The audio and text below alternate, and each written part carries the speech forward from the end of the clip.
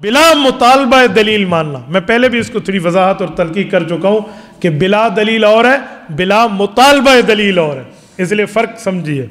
تو بلا مطالبہ دلیل کے مانیں گے مقلد کے پاس دلیل پوچھنے کا ہر وقت اس کو ٹائم نہیں ہوتا۔ اگر ہر ریڑھی والے کو، ہر پیاز بیچنے والے کو دلیلیں یاد کروانا شروع کر دیں تو وہ ریڑھیاں چھوڑ کے 8 سالہ کورس میں داخلہ لے لیں پھر بیچارے۔ تو اسی لیے بغیر مطالبہ دلیل اکثر یہی چلتا ہے۔ نمبر 6، ایسے مجتہد کی ہوگی جس مجتہد کا مجتہد ہونا اور اس کے مذہب کا اصولاً و فروعاً مدون ہو کر آیا ہو۔ یہ بہت بڑی شک ہے جو سمجھائی جا رہی ہے۔ آپ کہیں گے کیسے؟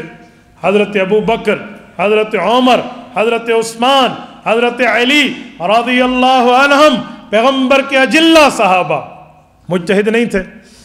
بولیے، مجتہد تھے۔ کوئی کہے گا ان کو ثبوت تو قرآن حدیث اجماع کی باتوں سے آ گیا، لہٰذا ابو بکر کی تقلید کرو، عمر کی کرو، عثمان کی کرو، حیدر کی کرو، ابو بکر کی کر کے صدیقی بنو، عمر کی کر کے فاروقی بنو، عثمان کی کر کے عثمانی بنو، حضرت علی کی کر کے حیدری بنو، علوی بنو۔ کیوں تم حنفی، شافی، مالکی، حنبلی میں امت کو لے کر پڑ گئے ہو؟ اور یہ ایسا سوال ہے عام بندے کو تو اس پر دانتوں کو پسینہ آ جائے۔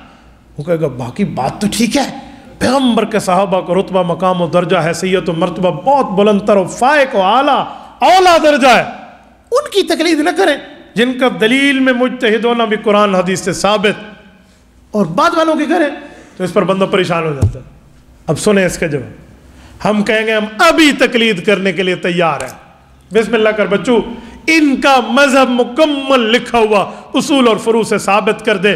حضرت ابو بکر سے کرے گا میں اس کی تقلید کروں گا، حضرت عمر سے کرے گا میں اس کی کروں گا، حضرت عثمان سے ثابت کرے گا میں اس کی کروں گا، حضرت علی سے ثابت کرے گا میں اس کی تقلید کروں گا۔ بسم اللہ کر، پیش کر ان کا مذہب۔ تو وہ کیا کہیں گے؟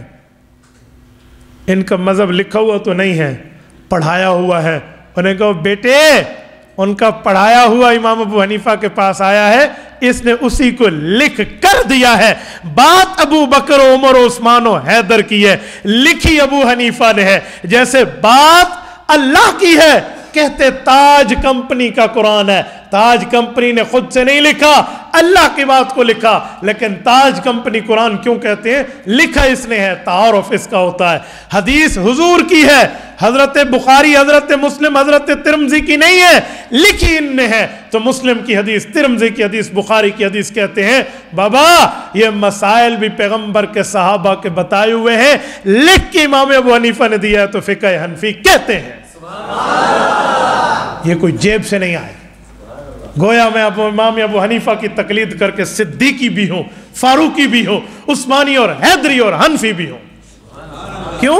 یہ انہی کی باتیں بتائی ہوئی، امام صاحب کی لکھوائی ہوئی ہم تک پہنچی ہیں، انہی کی باتیں بتائی ہوئی، بس نام یہ کہتے ہیں۔ اس کا یہ مطلب نہیں ہے کہ امام صاحب نے کو اپنے پیٹ سے لکھا۔ آپ کہتے ہو نلکے کا پانی، تو کل کیا کہو گے؟ انزلنا من السماء ماء، پانی تو اللہ کا تھا، نلکے کا کہاں سے آ گیا؟